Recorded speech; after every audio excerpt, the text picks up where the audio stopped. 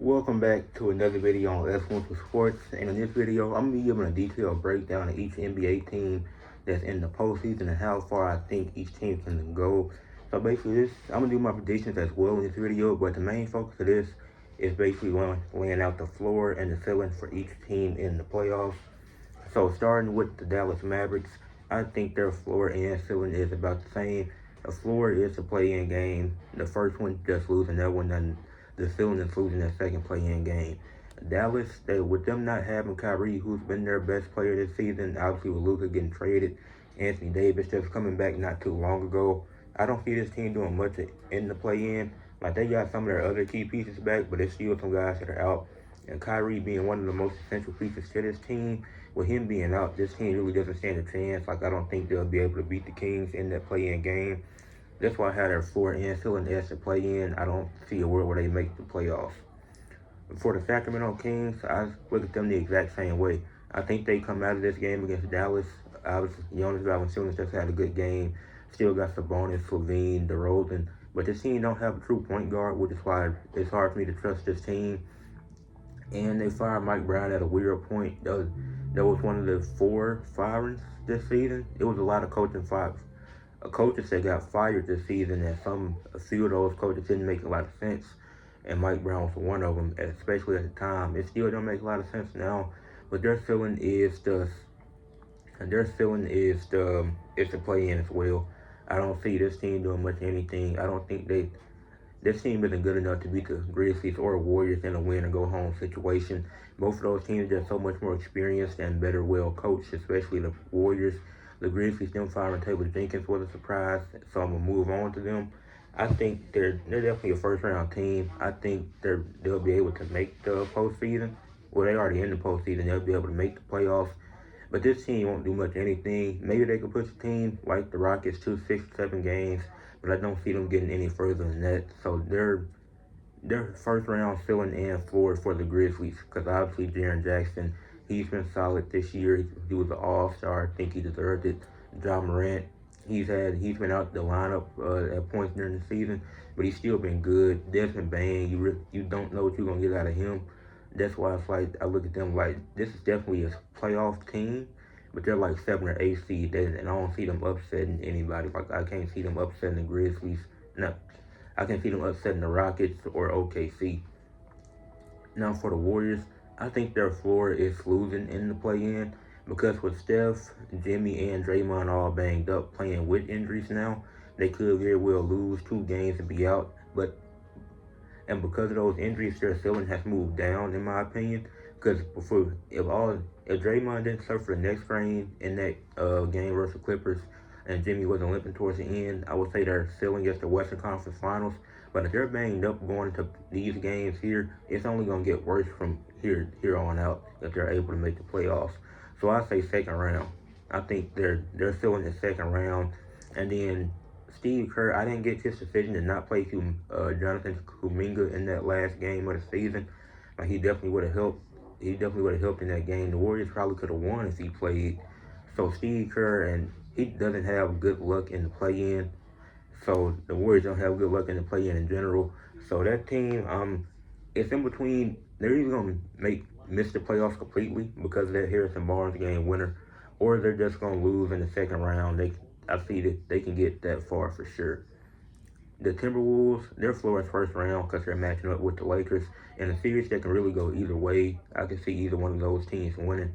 But Timberwolves, this team, I still think they should have kept doing the big man experiment with Rudy Gobert and Karl-Anthony Towns. I guess because of the luxury tax and stuff, they had to move on. But I wasn't too big of a fan of that move. But this team is still solid. They were still able to get to the 6th seed. They avoided the play-in, got the most important wins near the end of the season. But I think they can reach the Western Conference Finals. If Anthony Edwards plays how he did last year in the playoffs, this team is definitely going to the Western Conference Finals. This team is still deep. You still have solid players. You got Nas Reed, Jay McDaniels. Him and Shai Gilgeous-Alexander are the only 2 players with 1,000 or more points, 100 or more steals, and 70 or more blocks this season. So him and his defense that he's able to provide. Julius Randle, if he's not selfish, can be great. Rudy Gobert, he's had some good games recently down the stretch. Still been one of the best defenders in the league. Not at his DPOY level, but still good enough to be all defensive team. So I could easily see this team going to the Western Conference Finals. I would not be surprised if they did. The Clippers, their floor is second round because they're in the 4-5 matchup. So, if they get past Denver, they will match up with OKC, who I'm expecting to get past the first round. So that's why I say their floor is second round. At worst, that's where they should be at. With a healthy Kawhi and Norman Powell, along with James Harden, who's been playing good basketball. You have Zubac, and shout out to Rage Man Reg talking about how good he's been this season. Zubac just improving since he's been with the Clippers. Amir Coffey coming off the bench. Like, this team is deep. Tyronn Lue is a good defensive-minded coach. You've seen they had good defensive strategies. They put Kawhi on Steph at the end of that Clippers game. Norman Powell, he has his games here and there. Obviously, he was injured for a portion of the season, and he would be running for an MIP if he played 2 more games, if I'm not mistaken. So, yeah. But as far as their ceiling, I think the Clippers can go all the way to the NBA Finals. I think they had a second best chance in the West. Looking at all the other teams who are in the West, I think they match up well against OKC. I know they lost all 3 of their matchups, but 2 games Kawhi didn't play and 1 game Chet didn't play. So neither team was fully healthy when those 2 teams played each other. So I do think the Clippers have a chance to go to the NBA Finals. And we really didn't expect this. That was projected to be like the 13th seed in the West, 13 or 12th. And they're really surprised people that moved up all the way to the 5th seed. Could have moved up to 4, but they finished at 5th. Even though they're going on the road, you had the experience throughout the players, throughout the coaching staff. So that's my take on the Clippers. As far as the Nuggets, their floor is first round. This team found with Mike Malone, it just came at a bad time. Their depth has gradually gotten worse over the years. They've lost KCP, Jeff Green, and Bruce Brown. Like, those are all solid role players. We need to acknowledge how essential it is to have good role players, because the Pistons added some guys, and I'm gonna get into the Pistons once I do the East. But having good role players is important. Like, you can't win without good role players. And the Nuggets, they're able to get the regular season success, but come playoff time, I think the Clippers just match up too well with them. And they're still in the second round. Like, I don't see, if the Nuggets do beat the Clippers, I don't see them getting past the second round. Like, I don't think they stand a chance against OKC. I think that OKC would dominate that series. But I do think that the Nuggets are bound for a loss this year, and they're going to have to make a decision when it comes to MPJ and Aaron Gordon.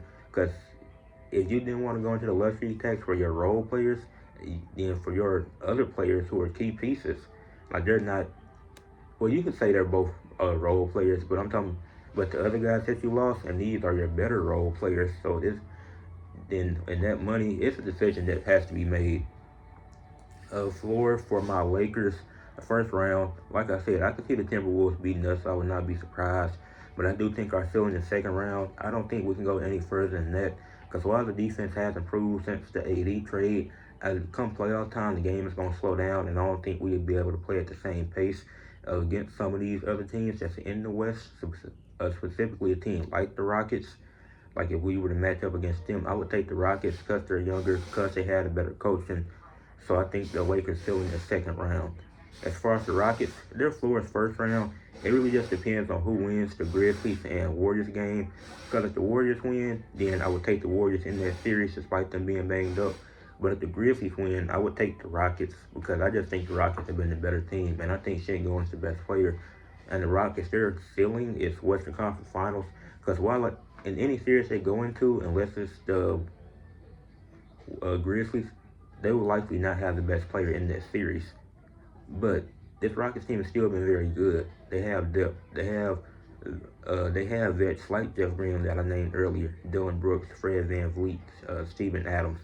Then you have solid players with Amin Thompson and Alperen Sengun, Jalen Green. Like, this team is really good, and I would not be surprised if they went to the Western Conference Finals. I would take them in a series over the Lakers. For OKC, their floor is second round. As I expressed earlier, if they were to match up with the Clippers, they could lose that series. That is a real possibility. People should not sleep on the Clippers. But their ceiling is definitely NBA Finals. Winning it, they're top 10 in offense and defense this season. Top 5, yeah. And not a lot of teams have been that in NBA history. Now for the East, I'm going to speed this up a little bit because I don't want the video to get super long. Before the East, the Heat and Bulls, I think their floor and ceiling is both the same. The play in with the Heat, this team is look. They've still been solid. They've been able to stay afloat to get to the play in, but this team is simply not good. They won't do anything. I don't see them getting far. Even if they win the first, whoever wins this first play-in game between the Heat and the Bulls, I think they lose their second one. Because I don't see either team making it that far. Like the Bulls are fun to watch, but they're not a playoff caliber team. I just think it's unrealistic for them to be in the to go to the playoffs this year. Now for the Hawks, their floor and ceiling is first round. I see them losing that first game to the Magic, but I think they'll beat the whoever wins that 9-10 matchup. But they'll have to match up against Cleveland, and I don't think the series will go that long. Maybe Atlanta could push it to 5, but they won't do much of anything. Now the Magic, I think, are interesting because if they finish at 7, they will match up with Boston. Their floor is definitely first round, but their ceiling could be second round because I could see them being one of the teams. They're a team that could upset Boston just based off of how good their defense is, and they have 2 stars in Paolo and Franz. Obviously, Jason Tatum is the best player in that series, but the Magic could push this team. Not saying that they will upset them, but I could definitely see the Magic pulling off an upset or getting a few games in that series. That wouldn't surprise me at all. For the Pistons, I think their floor is second round. I think their ceiling is Eastern Conference Finals because I do think they're very capable of getting out the. Well, let me. For the Pistons, Bucks, Pacers, and Knicks, I think their ceiling. No, I think their floors are all second rounds. All teams have the talent and capabilities to get into the second round, but the thing is they match up with each other. So it really just depends on how well certain guys play. Will Cade be able to step up in his first playoffs?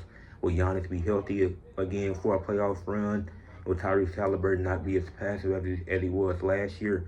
Can the Knicks show that they can actually beat good teams when it comes down to these moments? That's why I say their floor is all second round because the Pistons versus Knicks and the Pacers versus Bucks, those 2 series are very hard to predict. And I'm predicting that the later half of the video. But when you think about those 2 matchups, it's really hard to predict what they can do.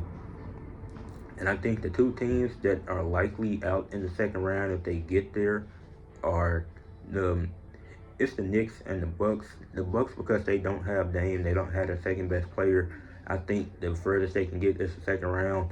The Knicks because they just haven't shown to be able to beat Cleveland or the Celtics. They've been swept by both of them. They're 0-8 against those 2 teams, and they're 0-2 against OKC, 0-2 against the Lakers.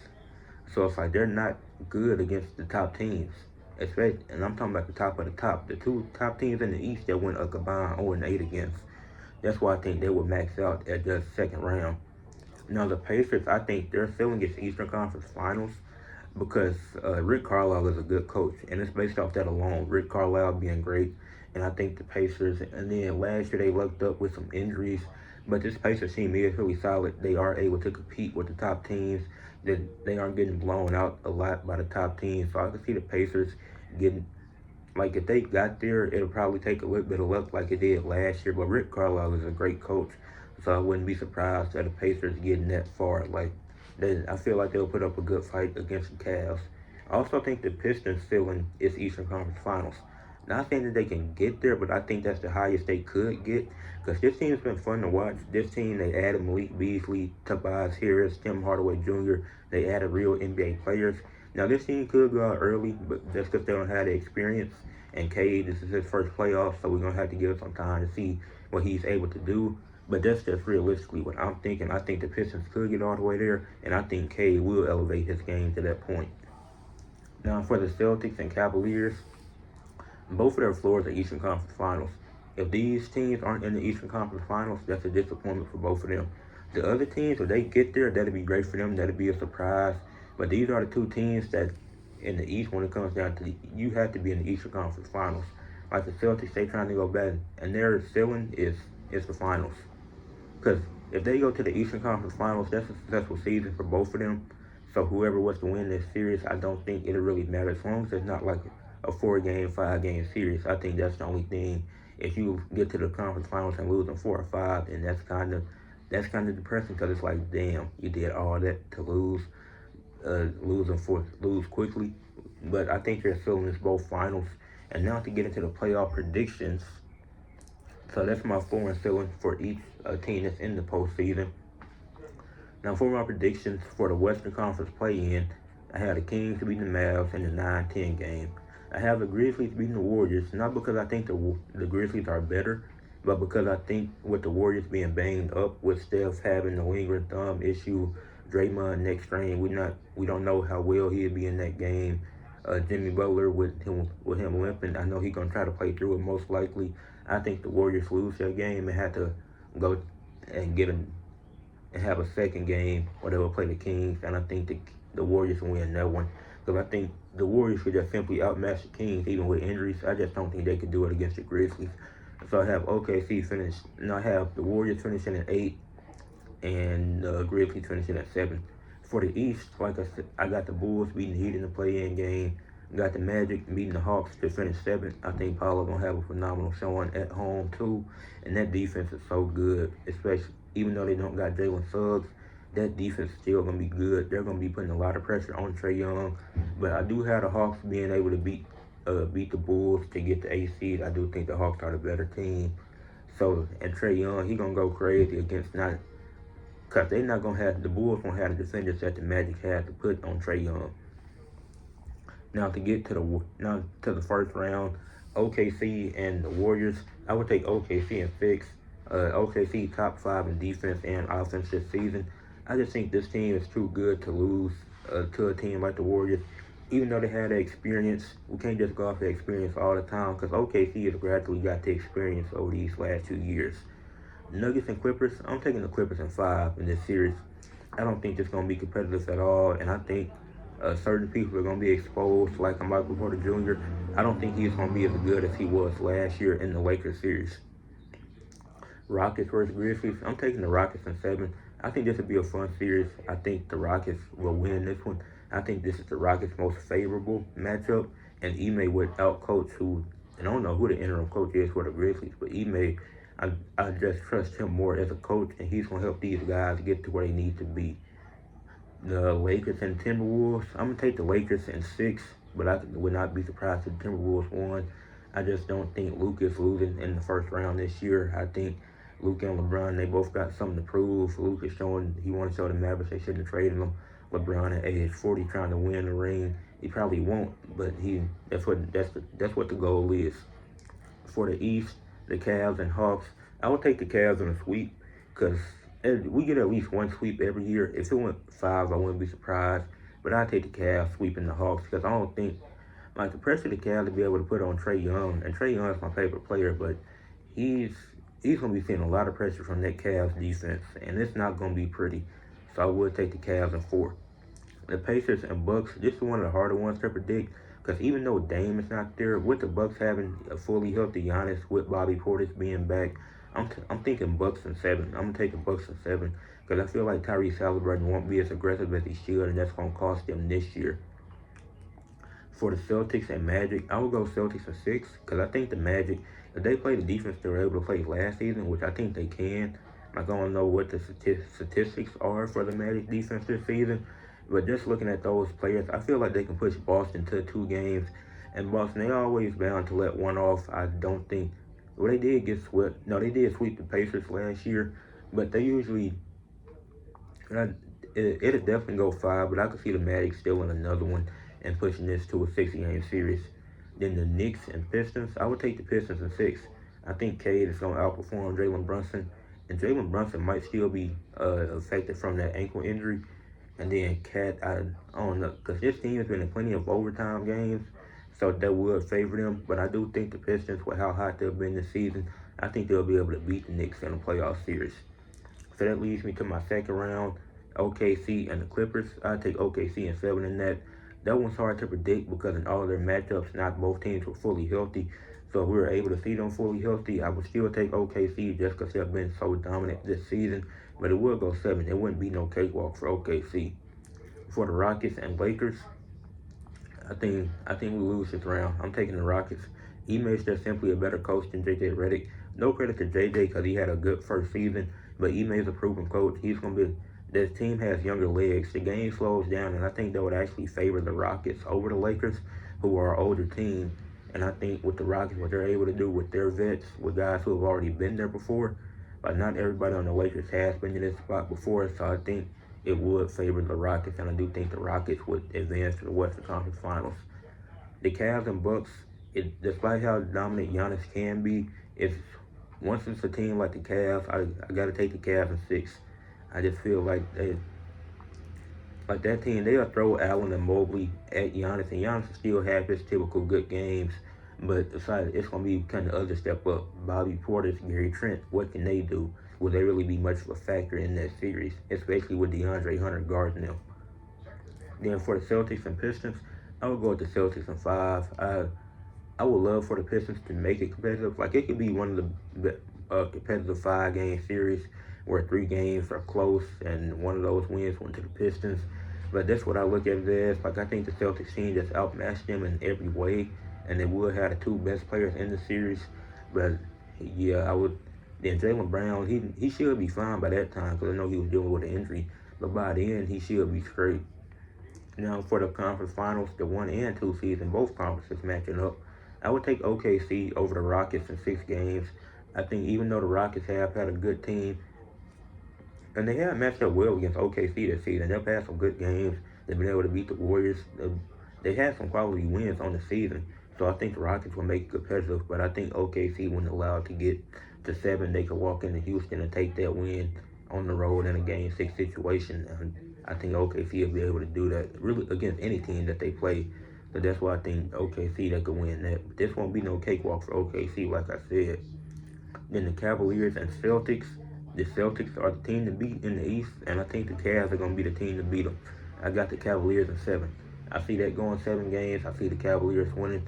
I think Darius Garland's ready this year. I feel like the Cavs' success in the playoffs really depends on what Darius Garland can do. And if he can be consistent, then the Cavs definitely going to win this series. Because I feel it all comes down to what he can do. Like, both of their benches, they both have great benches. They both have great depth. But on the X factor in this is Darius Garland. You know what you're going to get out of Donovan Mitchell. Evan Mobley, you expect progression from. Jared Allen, you expect to play good defense. Same with Mobley. You expect to get certain stuff out of the bench. And same with Boston with Jason Tatum, Jaylen Brown. You know what you're going to get out of them. But if Darius Garland can be consistent and play how he did in the regular season, this team can go to the finals. But that leads me to the NBA Finals. I have OKC beating the Cavaliers in 7 games with Shai Gilgeous-Alexander winning this regular season MVP and the finals MVP. So I think they did split the season series, but I think they'll split a few more games. OKC, I think they're just been the best team in the league, finished with 68 wins, improved from last season, adding Isaiah Hartenstein and Alex Caruso, J-Dub becoming an all-star, Chet being in and out the lineup, and them still staying afloat. Jalen Williams playing solid minutes, Isaiah Joe shooting lights out from 3. This OKC team is top 5 in defense and offense, which I keep talking about because that's just very impressive. So I don't see them losing in the finals. The only team I can see beating them in the West is the Clippers. If it's not them, then I'd be surprised. And the only team in the East I could see beating them, and I could see the Cavs and Celtics winning the championship as well. But me personally, I think OKC is winning it based off of them being so good offensively and defensively. Like, we don't see this every year. And SGA, he's not just a scorer. He's doing it all. Playing defense, playmaking, rebounding. He's just doing all of that. So I do have OKC winning the 2025 NBA championship. Make sure you leave a like on the video, subscribe to the channel, and comment what you thought. Do you think I had certain floors too high, floors too low, or certain ceilings too high for these teams? And who do you think is winning the NBA championship this year?